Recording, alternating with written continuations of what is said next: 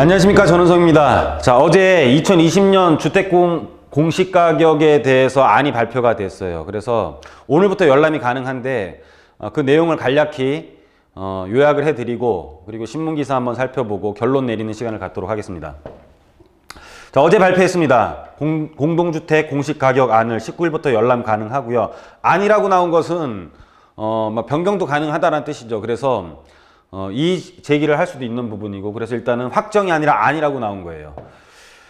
그래서 지금 한국감정원의 조사는 2019년 말 시세 구간별로 현실화율을 적용했다.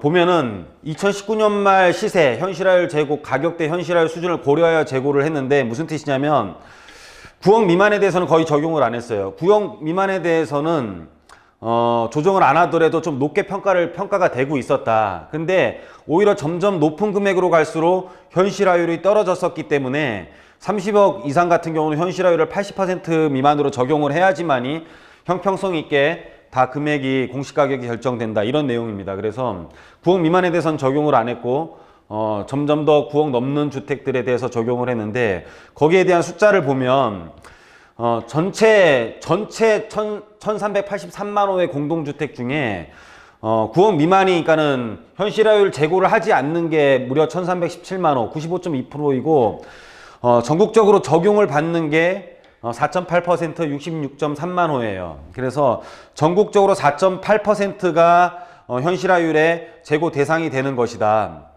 근데 우리가 지금 현실화율 재고 되는 게 뭐 그렇게 중요하냐? 우리가 궁금한 거는 사실 이렇게 됐을 때 종합부동산세 보유세로 인해 가지고 고통을 받는 숫자가 얼마나 되고, 그래서 고통을 받는 사람들에 대한 주택가격이 얼마나 떨어질 것이고, 그렇다면 그 금액이 떨어진 상태에서 나한테 올 수 있는 매물이 얼마나 될 것이냐, 이런 게 더 중요한 거잖아요. 뭐 이거 발표한 게 뭐 그렇게 중요합니까? 그렇죠?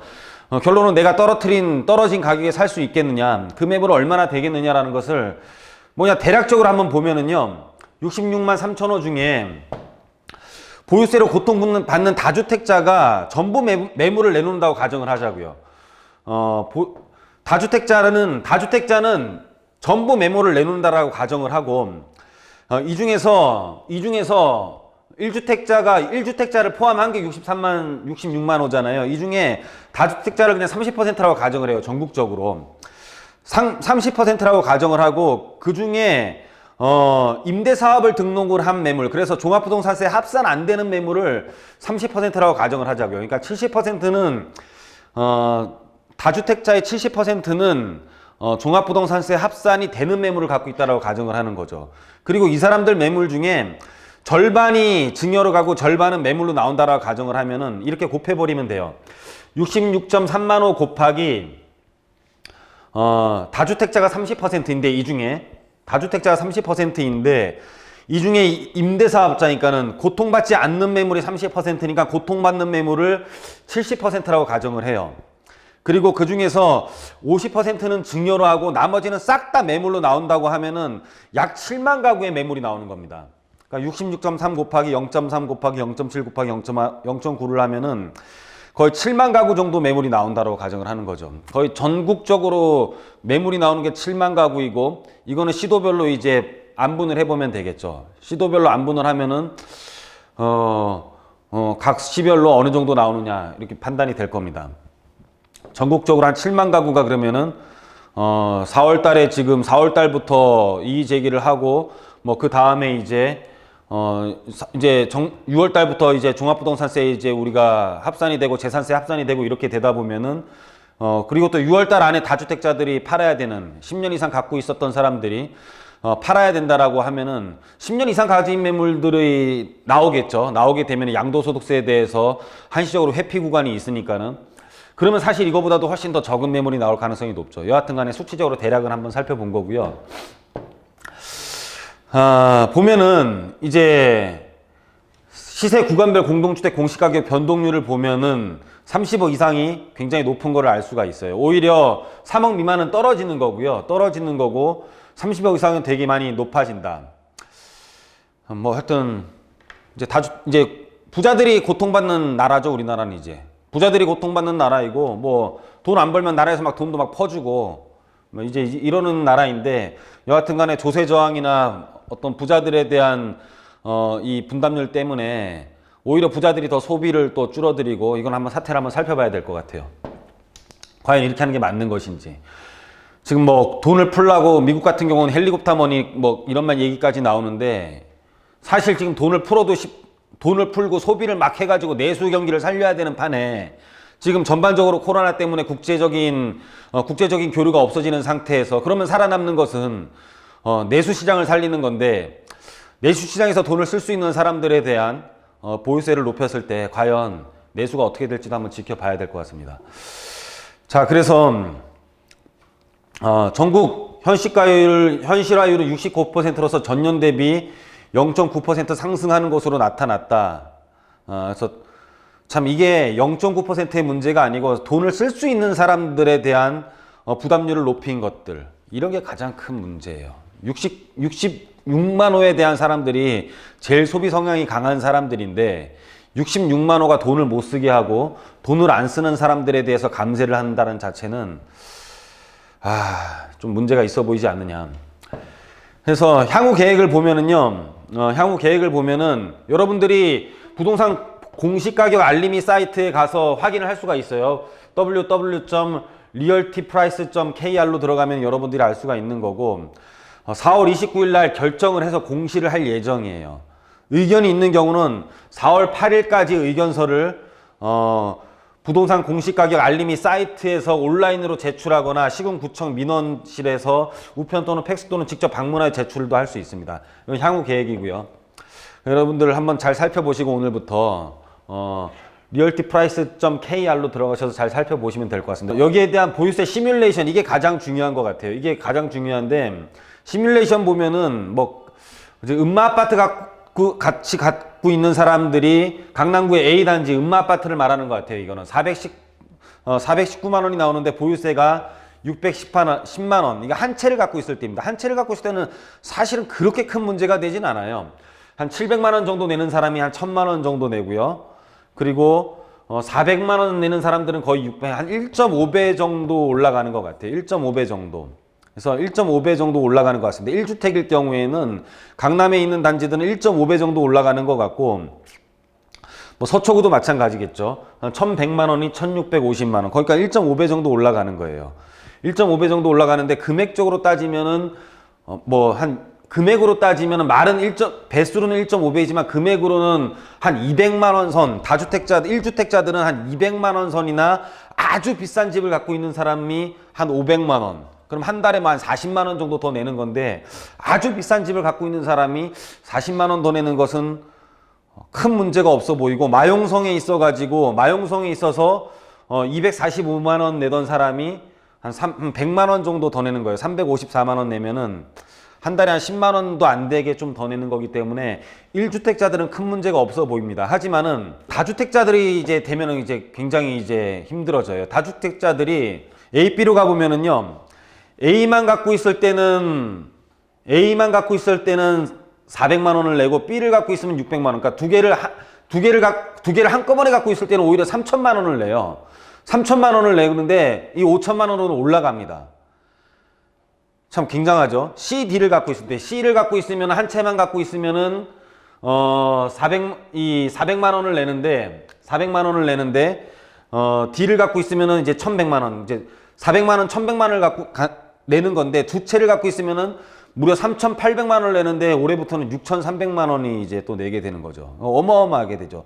세 채를 갖고 있는 사람들은 오히려 5천만 원을 내게 되는데 8천만 원. 그러니까 다주택자들에 대한 세 부담률이 굉장히 높아지는 거예요. 그러면은 경기가 이렇게 안 좋아졌을 경우에는 세를 내는 것보다 시세가 더 올라가 줘야 되는 건데, 세 부담률 때문에 매물이 시장에 나와지면서 가격이 이제 안 올라가게 되고, 그렇게 됐을 경우에는 시세가 좀 떨어질 수 있는 매물들이 전국적으로 아까 대충 계산해 보니까는 한 7만 가구 정도가 나와줄 수 있다. 시장의 매물로 나와줄 수 있다. 그러면 여러분들이 살 준비도 좀 해야 되지 않겠냐라고 또 판단이 되는 거죠.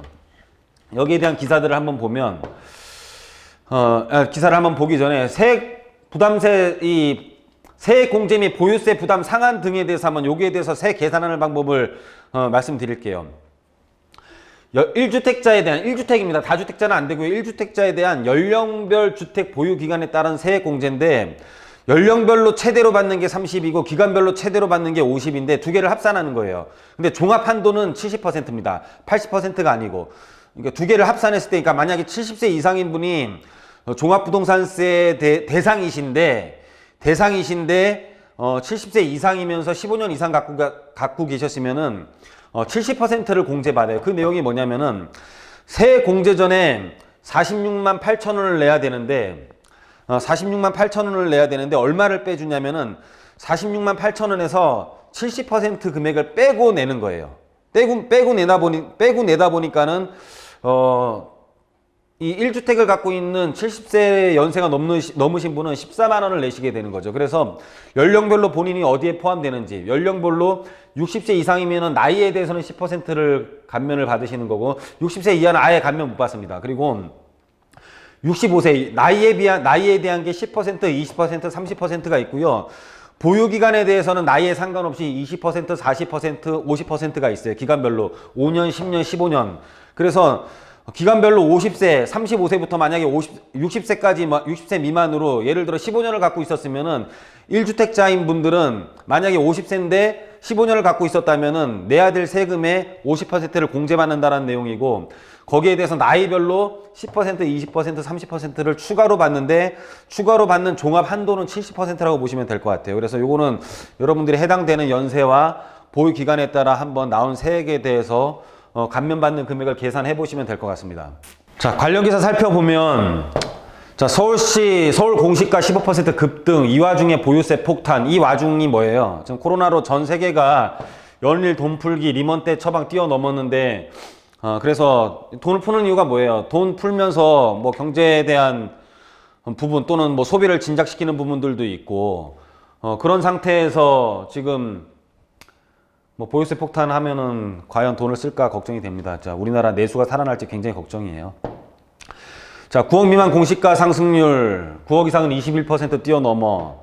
아까 말씀드렸다시피 강남 3구 마용성 중심으로 매물이 늘어날 건데 과연 얼마나 나올지도 한번 봐야 돼요. 그래서 10년 이상 된 매물만 아무리 보유세가 많다고 하더라도 사실 매각 대상은 10년 이상 보유한 매물들인데 그 매물 중에 퍼센트를 고려를 하고 전국적으로 배분을 해보면 과연 얼마나 많은 매물이 나올까도 한번 살펴봐야 될 부분이긴 합니다. 그래서 나오긴 나오겠죠, 물론.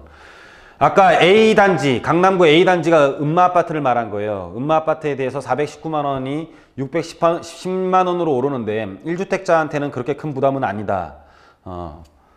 물론 한 50% 오르는 것 같지만은 뭐 전체 금액으로 따지면 200만 원이 채 안 되게 오르는 거죠. 그렇죠?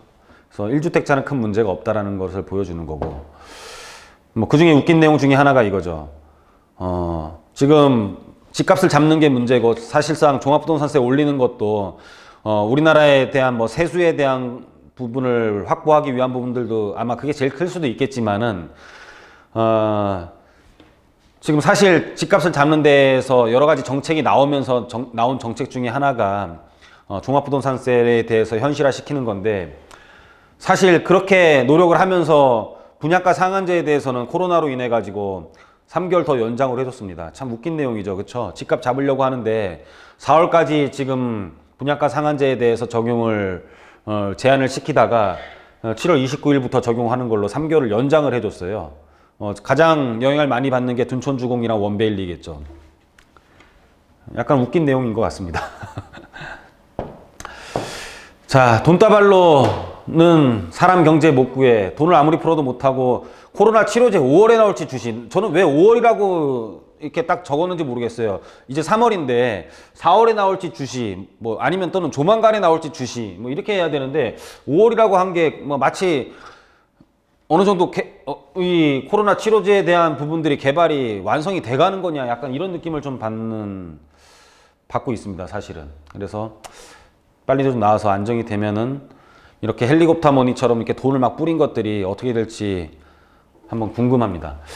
자, 그래서 결론을 내려보면은요, 다주택자들 조세 저항 굉장히 심할 것 같고요. 뭐 너무너무 지금 징벌적 세금이기 때문에 벌금적 세금이죠, 완전히. 너 다주택 갖고 있는 거는 죄야. 죄를 지었으니까 벌금을 내야 돼. 뭐 이런 정도의 세금이에요. 그죠? 조세 저항 심할 것 같고요. 증여매물을 일단은 급증을 할 것 같아요. 왜냐면은 다주택자들이 모든 사람들이 10년 이상 보유한 건 아니잖아요. 그렇죠? 10년 이상 보유한 사람들은 양도세 6월까지 혜택 기간 동안은 매물들이 나올 것 같고, 그게 아닌 매물들은 거의 다 증여로 갈 가능성이 높아요. 그렇다고 하더라도 우리가 매물이 나오면은 급매물 잡기 위해서는 현금을 확보해야 되고요. 입주 가능 매물 거의 없습니다. 입주 가능 매물 거의 없고, 어차피 이 사람들도 세를 놓는 거고 다급하게 파는 매물이기 때문에 세입자들과의 입주 기간을 맞춰서 매물이 나와 있는 게 아니에요. 다급하게 매물이 나오겠죠. 그렇다면 어차피 우리는 세를 안고 사야 되는 거고, 그런 급매물이 6월 안에 나올 건데 6월 안에 나오는 것을 잡기 위해서는 현금 확보를 해야 돼요. 현금 확보 안 되면은 월세 사세요. 그냥 월세 살아가지고 전세자금, 우리 어차피 9억 넘는 거 사면 전세자금 대출 다 회수해 가잖아요. 어차피. 그러다 보니까는 월세 살면서 현금 확보해 갖고 전세 끼고 살 수 있는 매물들 우리가 잡으려고 노력을 해야 되지 않겠냐라고 조금 생각되는 부분이 있습니다. 그래서 오늘은 오늘부터 이제 열람 가능한 주택 공시 가격에 대해서 자료를 갖고 여러분들한테 강의를 해드렸고요. 여러분들 좋아요, 구독 눌러주시고 저희랑 계속 투자에 대해서 논의하시면서 앞으로도 계속 진행해 봤으면 좋겠습니다. 자, 오늘 강의는 여기서 마치도록 하겠습니다. 감사합니다.